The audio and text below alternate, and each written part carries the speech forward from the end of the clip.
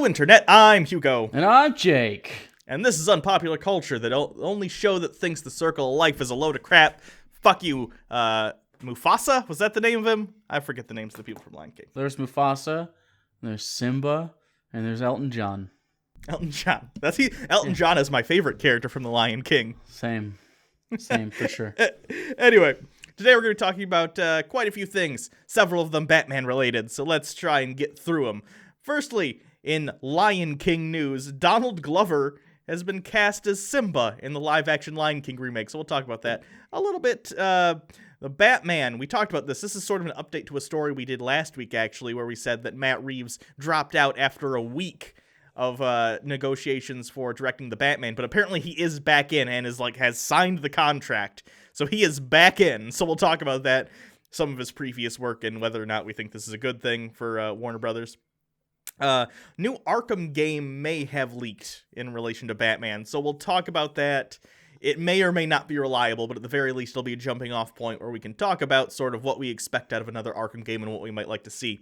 We don't normally get political on the show, but PBS possibly on the chopping block. You know, that thing that's been around for decades and has helped educate countless children. So, just in case your day couldn't get any worse. And then finally, Tales from the Crypt is returning in a new form with a new producer who you are familiar with, and Mystery Science Theater 3000 reboot got its release date, and we'll talk about that. But firstly, I like that you finish each one of these with "we'll talk about that," as if some of them, the option is open for us just to put it at the beginning and never discuss it.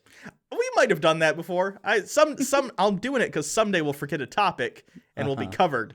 And then they'll be like, you forgot to talk about that. I'm like, no, we made an executive decision halfway through not to talk about it. We changed our mind.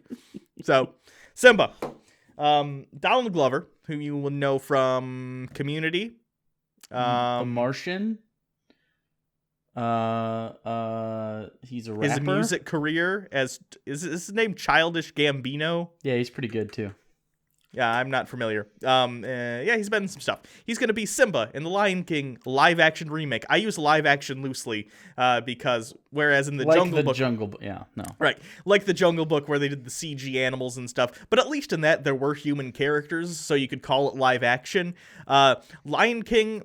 Are they gonna go and shoot in Africa, real locations, and then add animals? Because then this isn't even a live action reboot. You literally just remade the Lion King in CG, which is the dumbest thing. I don't know why you would do that. Who would do that? Beauty and the Beast. Okay, Beauty and the Beast again though. Jungle at least Book. it has real people in it. I'm a little bewildered by the Beauty and the Beast reboot as well, or It's just shot for shot remake so far. From anything I've seen on it has just been, it's the same thing. And I get it; those are good movies. They're fine, but what? I don't get it. Is it just an excuse for me to look at Emma Watson for a while, which Probably. I will do? No problems there. There have been some scenes released or brief clips of Beauty and the Beast, since we're talking about the live-action remakes and stuff. And at least I haven't seen the Cinderella movie that they did, the first one that kind of kicked it off with Maleficent, but I'm under the impression that it kind of put a twist on it. At least the characters are a little different stuff happened, at least a little bit.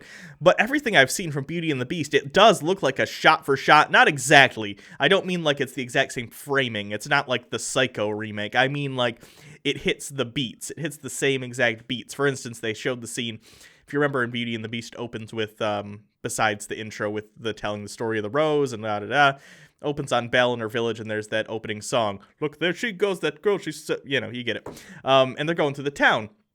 They showed the same thing, but with Emma Watson, and it feels like the same scene, which you could say that's what they set out to do. Great, but why am I paying you money when I own Beauty and the Beast already, and I could just watch it, and it's beautifully animated? If anything, it's less impressive with the real people, because you didn't have to draw it frame by frame. That's not to say these people aren't talented. I'm just saying I don't understand the draw. I would rather have them do Lion King with people and Donald Glover as Simba, have it be a comedy. It's called Hamlet. It's sort of Hamlet. It's called Hamlet. It's not that. At what point is Simba contemplating suicide because his uncle is fucking? Oh, the whole movie. Right after Mufasa dies, and he thinks it's his fault. I would say, and he goes into the desert and almost dies. But then Timon and Pumbaa. It's not what happens to Hamlet. It's not what happens to Hamlet. He's gone. He's away at a university or something, and his dad dies as he goes there. He's like, "Hey, Golden Krantz and Gilden Street, why don't you go get murdered? Because I don't trust you." I'm going to take all bets at 3-1 right now for anyone in the comments who cares to take me up on it. What do you want to bet they kind of, not overtly, but they more so in the Lion King remake, make Timon and Pumbaa seem like a gay couple? Ooh, I hope so. I think they're going to they won't like totally do it, because I think Disney generally has done a good job of kind of supporting, at least in modern times, supporting like gay rights and like gays right on, without offending like right-wing people who like Disney for their kids because they don't necessarily see it, you know what I mean? Sure. So I'm curious whether or not that'll be a thing. Do you know not that I'm on the fence whether I'm for or against it, because I'm for positive gay characters in fiction, but I'm against Moffat-esque the entire character is they're gay. So I would rather they just did a bromance and they picked Donald Faison and Zach Braff to play Timon and Pumbaa. I'd take that reunion. I'll go with it, sure. But I don't know how I feel about live action Lion King. That's going to be very strange, especially if they don't shoot live action scenery at the very least. Could tell you right now, I'm not going to go see it, and I don't care about it, and I'll never watch it on purpose. You know what? Never. I don't give a fuck. If I don't it's care visually, about any of it. No, like oh, it's pretty. Yeah, okay. I'm gonna go look at actual art if I want to look at pretty shit. That's not pretty a fucking fucking demeaning to a not lot a of fucking movies. shot for shot shitty CG animal remake of a Lion. I'll go watch the original Lion King, which is way more impressive given the fact that it's an actual cartoon. Like, not interested unless it's totally transformative and it takes a new spin. Then, but if it's anything like the fucking Beauty and the Beast, which it seems like that's what they're doing, Jungle Book was the same way. It's gonna be, I'm not interested in it. That's the thing about Jungle Book. It wasn't exactly the same. They did change some stuff, but it didn't add anything new that I didn't already get. And I'm not a fan of the Jungle Book in the first place, not the Disney version. Can they DMCA themselves? Because they deserve it. I feel like we're being very down on Disney today. Fuck Disney, except for everything else they do besides this live action shit. I mean, they also make the Marvel movies, which we enjoy. Except and everything the Star Wars movies. they do besides this live action shit. I feel like you're not very much a good listener today, Hugo. I'm just Fuck saying, these live action remakes. Anyways, Batman's getting a director again. And it's like a high school relationship between Batman and Matt Reeves. But at least he's there. It's like a promise ring, though. So, like, after graduation, they're not going to stay together. Yeah. So, like we said, last week we reported on Matt Reeves apparently dropping out of negotiations for the Batman. Now he's back in. Apparently, it's come out that it may have been a negotiation tactic on the part of his manager to leak to the media he's dropping out to get more money. And apparently it worked because he's back on and he is officially signed on now, so he'd have to breach contract. I hope it was, though? I hope it wasn't for money. I hope it was like, no, fucking let us make a movie. Oh, that'd be much better, but I think it was probably for the money. Now, in fairness, though, let's talk about this guy, because he's made some movies that are good, and I'm sure you're all going to recognize at least one of these two I'm going to mention. Firstly, Cloverfield, which, yes, people you either love it or you hate it, but if you hate that movie, it's just because you're a fucking hipster pussy. I don't think so. I get why people... footage. It was like the first one since Blair Witch, to pull it off correctly. It was an original... monster film that had an original idea that didn't follow a ton of tropes. Like the love interest girl died.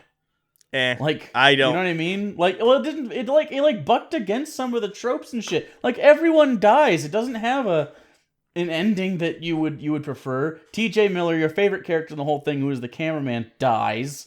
I don't know. It felt original and. Well, it's not like the cinematography was like, whoa. It's like it's not Interstellar, but it's a good movie that doesn't. I don't know. I wouldn't say the directorship had any part in any of the negativity.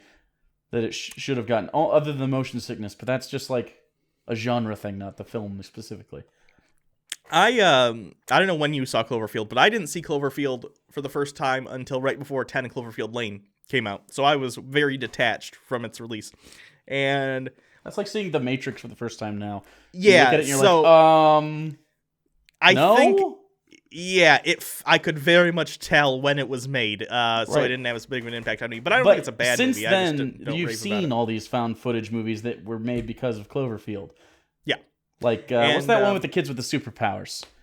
That one, Chronicle. Yeah, that one was like everyone was saying, "Oh, that's the fucking Cloverfield ripoff."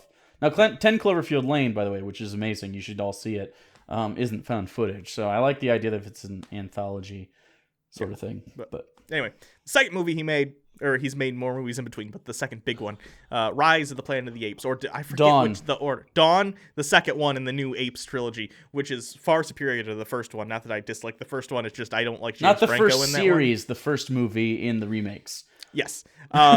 Before the haters get to the comment section. Charlton Heston is fucking God.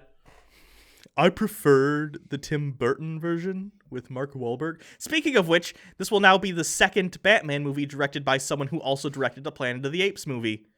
Oh, fuck. Yeah. Although that was in reverse order. Yeah, to be correct. fair. I just think, if you haven't seen the second Planet of the Apes prequel trilogy, God, what the fuck, Hollywood?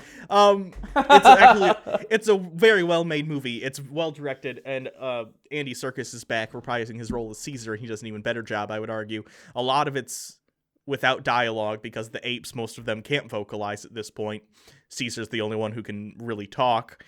So a lot of it's done in sign language with subtitles, and for a movie that came off the heels of the last Planet of the Apes, and it's very action-y, it's a smarter summer popcorn movie, I'd say. It's not Transformers, but it's not like really cerebral either. It falls somewhere in between the two. The sequel actually did kick it up a little bit, where it respected the audience enough not to just make all the monkeys talk. They're doing sign language. A lot of it's in the performance, and the motion capture, in the animation, done very well. It's a typical story, but it is a well-directed film. So I believe in this guy to be able to do Batman, especially Batman imagery is pretty easy as well. Yeah, I think. yeah. I don't think anyone's like, if you're a director or you know how to shoot film even a little bit, you kind of know what kind of shots you want to go for. Like from Batman's perspective, he's a hunter, so it'd be a high shot looking down, or like a dominating shot. You're never gonna shoot him from, down here. Say what you will about Zack Snyder. Well, Batman vs. Superman isn't a good movie. Even the extended cut, I don't think, is a good movie, though it's more watchable than the theatrical cut. The Batman scenes, the way those are shot, aren't bad. When you first are introduced to him, and the camera pans to the corner where Batman's like hiding, and the cop shoots him with the shotgun or whatever, that's imagery that's correct. If Matt Reeves looks at that and uses that as a template, but has a better script and more control and knows when to do certain things, unlike Zack Snyder, there's a good baseline there for him to start out from. So this is, I think, the first good news, kind of, for the DC extended universe that we've had in a long while. Now, the better news would be, I think, if Ben Affleck was still directing it. Maybe, but he said that he wanted to focus on acting, and he already wrote it. Yeah, they're still doing the rewritten but script. A rewrite doesn't mean like. No, it's a page one. They're not taking. They might take elements, but right. But like, take your elements then. But there's actually more good news coming out for DC, and we didn't mention it, and I don't even know if Hugo's aware of it.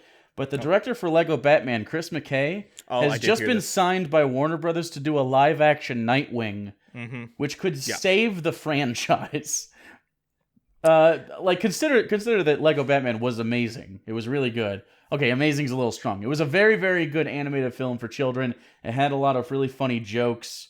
The pacing was well done, and of course, it's a Lego movie. They've all been good so far. But a live-action Nightwing? Oh, yeah. Since we're not going to probably do a full review of Lego Batman, can I just say, good movie. If you like Batman, go see it. It's not as good as just the Lego movie. I think the Lego movie was stronger, and the humor worked more standalone. But if you're a fan of Batman, it's a good overview deconstruction of Batman and the silly tropes. My favorite joke was when Robin was introducing himself, and he says, "Oh, my name is Dick," and Batman goes, "Well, kids are cruel." Yeah, well, the joke he said was, his nickname was Dick because his name is Richard. So yeah. That's funny. Well, kids are cruel. And there's a lot of really good, and they played a really good theme throughout the whole thing. Is they treat Batman and Joker's relationship like a relationship ship. That was funny. Not like a nemesis thing. They're like one of the first jokes up front is something to the effect of, "Well, you're not my main arch nemesis. I like to fight around." I think that was in the previews. Yeah. And it treated it really well, and I think you'd really enjoy it. And if the quality of that is anything like Warner Brothers moving forward, Nightwing could be a really good movie, especially because it takes place in Bloodhaven. You can kind of disconnect it from the standard DC set. You just really gotta don't tell Warner Brothers what you're doing. How about that? Just don't tell them. Just show up with the movie. Here's your movie, Warner Brothers. Film other shit. Show them that, and then give us a real movie. But that was it.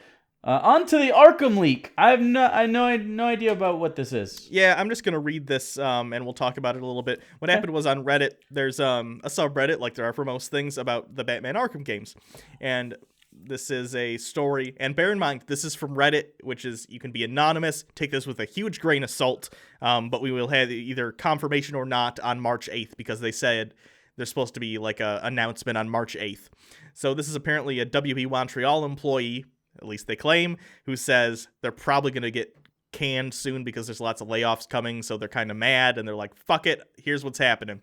So apparently they worked on the Suicide Squad game that got canceled because it was a fucking mess, and then Suicide Squad got panned, even though it did make money. So they moved them over to the new Batman game, and this is going to be a sequel to Arkham Origins, not Arkham, what was it? What was the last one?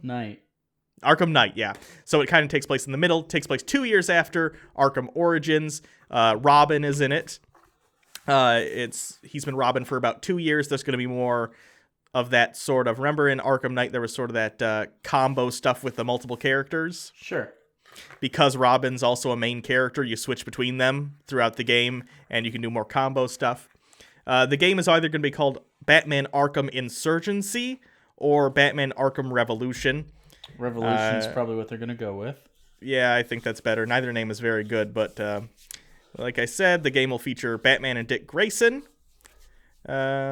It's set in a previously unexplored coastal area of Gotham that is roughly the same size as the 3 islands from Arkham Knight on the outside, although the interiors have been substantially expanded, so you'll be able to get inside most of the buildings now. The Batcave and Wayne Manor are also accessible via fast travel. This is where I'm getting the whole grain of salt thing, because, well, I think more interiors and buildings would be good. Saying that most of the interiors are accessible now sounds fucking ridiculous. So, again, this is more just to talk about what we would like in a game.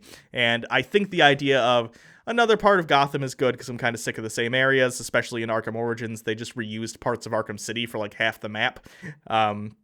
But still, you get it. The plot is that there have been mass breakouts at Blackgate and Arkham, several terrorist attacks across the city, which causes the GCPD blocking off a segment of Gotham where they have completely lost control. This is the main playable area, and it's mostly populated by villains and criminals, but there are trapped civilians that Batman and Robin will need to rescue. That kind of falls in line with the other games as well. You have a part of the city that gets blocked off, so it's a playable area, and you don't have all of Gotham, but sure, I buy that. You know what I hope it is? A paywall. Would you like the rest of Gotham? $14.99 or $40 for the season pass. Industrial District DLC. This I actually like. This, again, when we're talking about future Batman games, whether or not this is true, I think this is the direction they need to go. It says the Batmobile is in the game, but it's been changed. There's no more battle mode, and the controls have been modified to compensate. The combat mostly consists of chase sequences using the Batmobile's superior speed and maneuverability to navigate around the slower opponents while bombing the hell out of them with the car's weaponry. Missiles, power winch, and EMP device remain, along with some new stuff. Now that... Yes. I think sounds good to me, because one of my criticisms of Arkham Knight, as were most people's, half the game was the tank battle stuff, and I was not into it. Not that it's a bad mechanic for a different game, maybe. It just didn't feel Batman-y. Whereas Arkham Asylum and Arkham City both felt very Batman all the way through.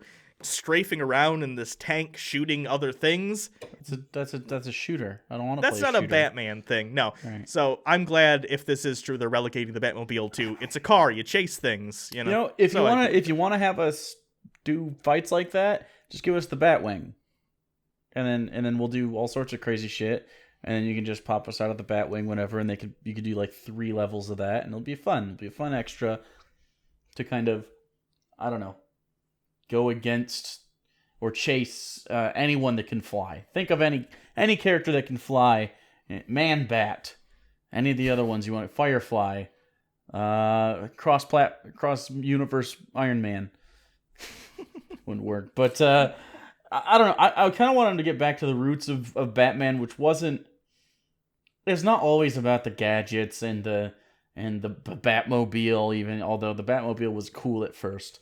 It's not about all this shit. It's about being a detective and also like just a predator of fear on the streets. Sure. And I don't know, like the first couple games really nailed that. And don't get me wrong, I loved Arkham Knight, but they definitely fell away from the whole Batman fights with fear. Like he uses fear, and you gotta really focus on that, because that's his whole thing. That's his motif. And once you get away from that, like, no one's afraid of him at a certain point. Yeah. Because you're just, like, you're killing tanks in the streets. Excuse me, Jake. They're autonomous drone tanks, which makes no fucking sense considering who's deploying them.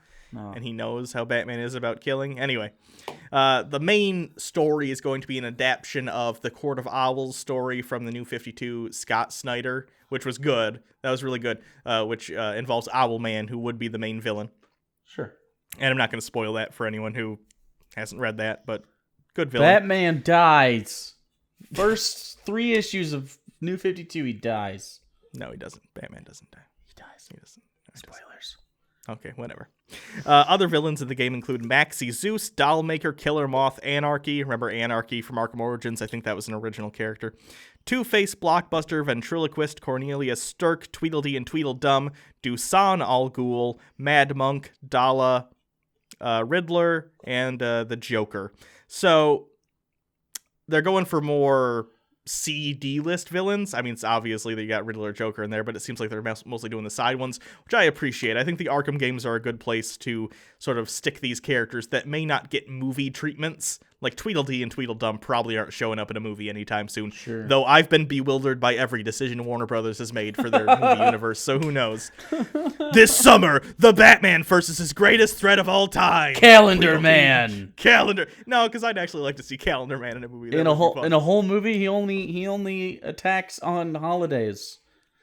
It's MLK Day. He just shoots one black guy at a hotel. Oh no. So yeah, that's pretty much the information. There's some other stuff if you want to look up the Reddit thing on that. Just go to the Arkham Knight, or not the Arkham Knight, Arkham Batman, whatever subreddit. It's on there. It'll be the top post of the week, so check it out. But next, PBS, which is part of many of our childhoods, whether it be via Sesame Street or Arthur or Mr. Rogers or tons of educational programming. Bob Ross. The Nova. Yeah, wow, was that? Shit, yep. That's not good. They're all going to go to YouTube, I hope. The initial... This isn't something that's passed or anything, but the initial proposed budget by the Trump administration has included many major cuts to arts programs, and that includes not only PBS, but other programs, including the National the National Endowment for the Arts, and some other stuff like that. Completely cutting them, not just like lowering them, cutting them completely. Which is NPR bullshit. Is gone as well in that scenario, which I don't listen to, but a lot of people do, and it seems to be a relatively objective news source, although it does obviously have a liberal slant. Yeah, the thing is, if you're trying to balance a budget, that's fine. If you want to claim to be a fiscal conservative, Trump isn't though. And again, we don't normally talk about politics on this show, but here we go. The budget the part of the budget that would encompass this stuff, PBS and all that, is 0.065% of the annual budget. This is not a budgetary measure. This is not an attempt to actually be fiscally conservative. This is an attempt to rally against things conservatives don't like. Educational TV. Oh, education. That makes sense. Educational TV, yeah. the endowment for the arts, stuff like that. That's so ridiculous. It's a bullshit political move. What I hope is that PBS moves to YouTube. We'd all subscribe to it. They'd make a fuck ton of money. You can just put all your shit there. Get a Netflix deal. Like, let's we got to keep PBS around. I mean, it's the only. For reference, bear in mind that the Learning Channel was once also, I don't remember if it was wholly or partially government subsidized to offer educational programming, thus the Learning Channel. But in a round of budget cuts, it got cut loose and privatized, and now it's TLC.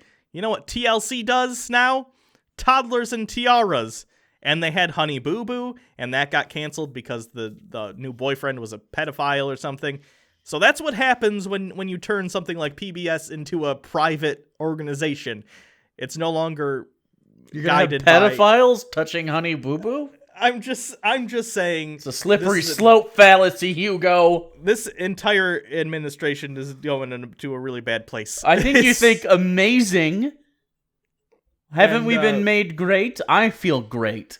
It might be this Bing energy drink by Petey's though. It's delicious. It's got real Bing cherry in it. Today, pretty much every major news outlet that isn't right-wing was banned from White House press briefings also, which includes things like CNN, what did you say, Washington Post? Washington Post, The Hill, there's more. But did you know that the Washington Post does not offer you 1,000 milligrams of taurine? I did not know that. Also, BBC, which is... You can't even really say BBC's from a different country. They don't have a... But BBC isn't only 40 calories per can and giving you your maximum dailies of vitamin C, B6, B12, niacin, riboflavin, and pantothenic acid. Okay.